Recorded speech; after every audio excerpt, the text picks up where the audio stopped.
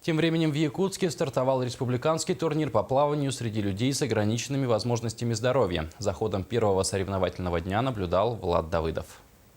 Участие всего принимают 18 спортсменов из 3 районов республики и города Якутска. Дистанция 25 метров – это первые подобные соревнования в Якутии.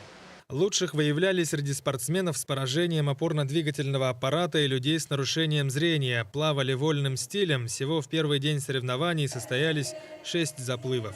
Участники, которые сегодня к нам пришли, это разного возраста. Есть и взрослые люди, есть и дети, школьники. Главная задача соревнований – популяризировать плавание и выявить спортсменов, способных в перспективе представлять республику на турнирах Дальнего Востока и России. И, конечно же, привлечь людей с инвалидностью к спорту в целом и плаванию в частности. Просто попробовал. Впервые я такое соревнование. Ну, в общем, очень интересно плавать. Плаваю уже 2,5 месяца там. Формирует, конечно, характер. Ну и со здоровьем, конечно. В дальнейшем буду дальше участвовать, побеждать. На подобных соревнованиях мечтал участвовать давно. И вот можно считать, что мечта сбылась. Доволен совершенно. Честно говоря, не рассчитывал.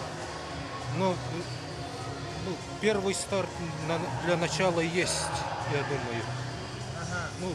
В дальнейшем есть желание тоже продолжить.